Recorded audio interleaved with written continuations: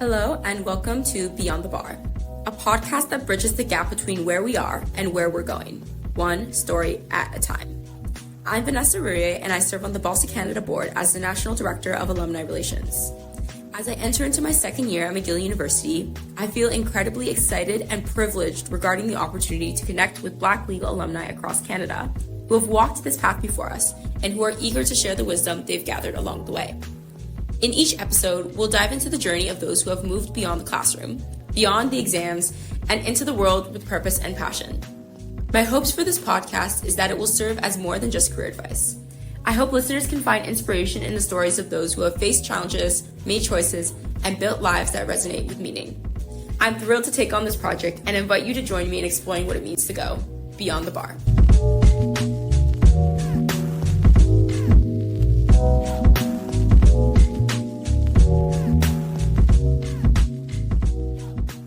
Today, we're thrilled to have Lindsey Mahoney, a distinguished BLSA alum who's made waves after attending an HBCU. Lindsey will share insights from their journey, the impact of their HBCU education, and their experiences with BLSA. Welcome to the podcast, Lindsey. Thanks for having me. Let's dive right in. Can you start by telling us about your background and what led you to choose an HBCU for your law studies? So I grew up in Mississauga, and in a pretty transitional time, so there was more diversity coming into the neighborhood and community, which I loved. And then I moved to Waterloo. I went to the University of Waterloo for my undergraduate degree in economics and finance. So my class only had 5 students that identified as Black of the almost 50 of us, which entirely informed my experience being at PWI for university. And so when I was thinking about going to law school, I'd been working for 3 years in the financial sector. I was the only, maybe one of 2 or 3 Black employees at a really large American brokerage. And so when I decided to go to Howard in Washington, D.C. for law school, it was the entire opposite. 82% of my class was Black. The majority of my professors were Black, and so it gave me a really different opportunity to study and learn than I had at any point in my education up until that point. So Howard is obviously one of the larger HBCUs, but how would you encourage students to find other HBCUs in the States? So one of the wonderful things about the U.S., and I love the things that BLSA does in Canada, and I think with Cable and other organizations that support Black talent in the legal profession, is that the U.S. has a lot of them. So there are BLSAs there that students can find out about, to find other HBCUs. Actually, Google is everyone's friend, and it's free. Or That's whatever so search engine you want to use. So true. That antitrust lawsuit just came out. So, going and looking up HBCUs and seeing where you want to go. I mean, the majority of them are in the South for particular reasons. But I think going through that search, I think as well the National Bar Association, the NBA, which is the global association for Black lawyers in the U.S., separate and apart from the American Bar Association. The NBA has lots of resources for students and those that are interested in entering the profession. So I think those are probably some of the best ways to go about it. And then even with the schools here, you'd be surprised with law firms and other areas where you can publicly find people that you might, just going through those sites, see, there's Howard alums and other HBCU alums that are there. So it's also worth a little bit of a search. Nice. What was your aha moment when choosing Howard? What made you choose the school? Did you visit the campus and get a particular feeling? Did you speak to anyone? Were there any moments leading up, other than attending a PWI, that made you just decide that Howard was the place for you to be? So, a few things, yeah. I knew somebody who, or was through a person, you're talking to somebody, start mentioning things, and they tell you about people they know. So I was mentioning to someone that I was thinking about going to law school in the U.S. I had applied to schools pretty much DC or South. I wasn't built for Canadian winters. My Jamaican blood runs deep. And so I spoke to somebody who had graduated from Howard Law a few years before. My uncle was an economics professor at Howard many, many years ago. So I always knew of it and the richness of the institution. And then I also visited. So it is the only HBCU I applied to at the time, but I had applied to other schools like in Atlanta and in California and other areas in the state. So I went for, I don't know if it was like an admitted students day or what it was, but I was there maybe 6 months before, and I loved it. Like, you walked in and the students could tell who was coming here on a tour. They stopped you, they asked where you're from, they're so welcoming. And then we kind of got to sit at the back of a class, and it wasn't structured the way that I imagined it was going to be. It was a 2L class, so I realized that's why it was like that, and it wasn't anything like the Socratic 1L classes that they do there. But the professor was really engaged. Like, they were sitting on the desk, talking to students, and it was con law, which is a really interesting thing to be studying in the US. And I thought, I could do this. Like, this is the kind of place I imagine doing law school, because everyone is whip smart and brilliant, and the professor's engaged and asking lots of really interesting questions and useful questions that actually are relevant outside of what is on the page. And you get that feeling. Like, when you're around people like that, it's like a feeling you get. And I said, I think this is going to be a good fit for me. And then that was it. And then 6 months later, I was out. 6 months later, you were through those doors? Through those doors, little bison. It honestly sounds like you had such a great experience. I'm curious to know if that euphoric feeling continued throughout your time at Howard. It did. I mean, it's law school. You're stressed, and every moment isn't euphoric and great, but it's special. I think that's the biggest part. My section mates, there are 3 sections, there's about 50-ish in each. And so it's not a lot of people. And the law school at Howard's on a separate campus by itself. So you have 450 students with like 20 faculty, and from like anybody at the school, you become really close. My section mates are my family. I've been out of school now for a while, and I talk to someone from Howard every single day. When I made the decision to move back to the US recently, while I was working in New York, people I hadn't spoken to in a decade, just on my Facebook or on social media saying, hey, I'm moving back to the US. Oh my gosh, when you get to New York, reach out to me, let's reconnect.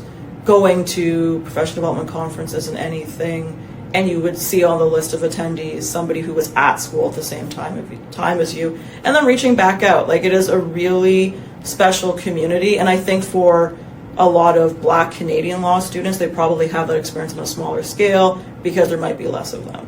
Where this is, you have like the people you're closer with in your school, but that breadth, that there's probably almost anyone at your school that you could reach out to at any given time, whether it was a week after you graduate or like 15 years after you graduate, is really, really special experience. And you're just supporting each other through all of the career and life progressions you go through.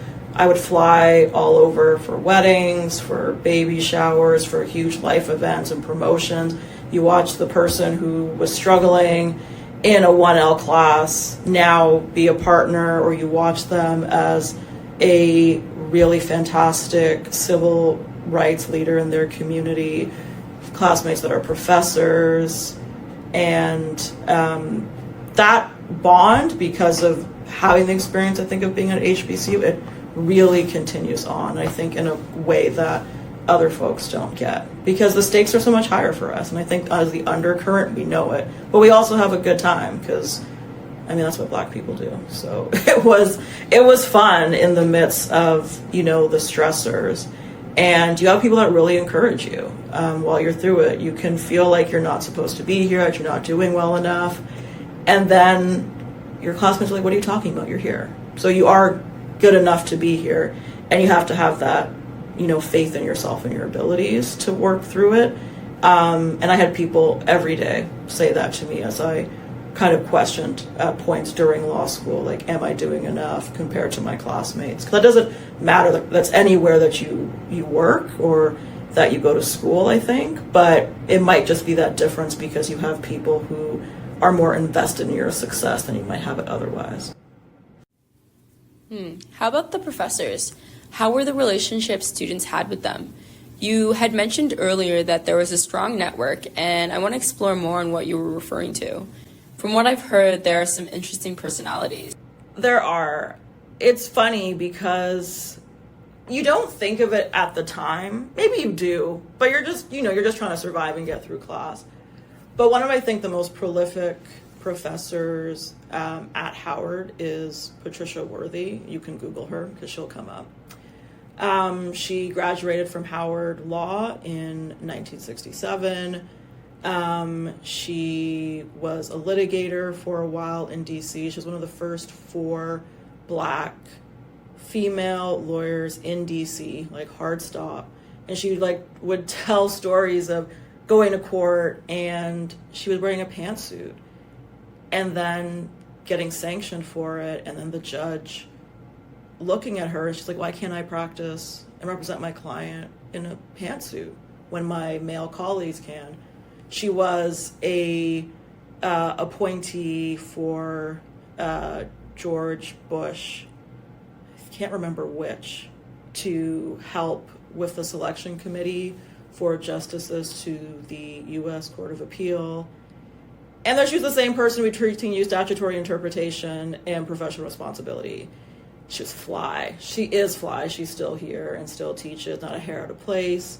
Carried herself with such class and grace. And you realize everything she went through, and she just wanted the best for you. And she made sure that we came correct, we looked correct. She looked you up and down before every interview, before any time we would go and get invited to a firm event, to a gala, because she wanted us to represent ourselves the way that we needed to, and also Howard. And she also just cared deeply. I remember her asking me, do you want to have a judicial internship? Let me make some calls for you. What are you interested in doing? She cared about your personal life, wanted to make sure that you didn't have people distracting you from your goals. She plays poker with Justice Sotomayor because that's what they get up to. So you really are learning from some phenomenal people. She was there for MLK's I Had a Dream speech, because why not? It was DC and it's the 60s. And so you get really everything from those people. And while you're there looking at them and you're rolling your eyes because you're exhausted and you're in law school, and you step back and you're like, dang, I'm so privileged to be in a room with you right now. I love that you got to witness Black history happening in real life, and I guess that is just one of the many perks of going to an HBCU. Thank you so much for sharing that experience. So on that note, we are reaching the end of our time together today, and I want to emphasize that the knowledge you shared has been phenomenal. Before I let you go, I wanted to know if there was any words of wisdom or last words you wanted to pass along to our listeners. Yeah, I think kind of what I want everyone to hopefully walk away with is you're part of the larger Black legal community once you've entered law school and through whatever aspect your career takes you. And to kind of walk away with that, the HBCU experience is really special, and I encourage anyone, if they have the opportunity, to do it. And I'll leave you guys with a quote that really, I think, summarizes what Howard says and really speaks to what we should be as lawyers as we're entering the profession and continuing. So it's a quote from Charles Hamilton Houston. He was the dean of Howard Law. And he said that a lawyer is either a social engineer or he's a parasite on society. And so you walk with that as you decide to go through law school and start practicing. And that really, you're either contributing positively to this profession and to those around you, or you're not. So be good to each other, be good to your classmates and your colleagues. If there's an undergraduate student who reaches out to you and has questions, share your knowledge. Let's not gatekeep. There's so much that we have to offer, And so the HBCU community is one, but the larger Black legal community is a really special piece to be a part of, and I hope that everybody can kind of walk away with that. And it's an exciting thing to be in. We're small, but we're a mighty force. Alrighty, perfect. Thank you so much for coming and speaking with us today. Thank you so much. Thank you. Before we dive into the next episode, I want to take a moment to express our heartfelt gratitude. The success of this and many other inaugural projects by BLSA Canada are possible due to the generosity of our amazing partners, alumni, and legal professionals who have and continue to support us relentlessly. The dedication to EDI from our national partners, McCarthy Tetro, Castles, Brock and Blackwell, Stikeman Elliott, Osler, Hoskin and Harcourt, Bennett Jones, Norton Rose Fulbright, Baker McKenzie, Borden, Ladner, Gervais, Gowling, Airden Burles, Denton, and our Platinum National Partner, Tories, has privileged BLSA to carry out a core mandate of increasing Black legal representation across the legal field, and for that, we are so thankful. On that note, make sure to subscribe to our channel, share it with a friend, and spread the word about the podcast that may just change your perspective on life beyond the bar.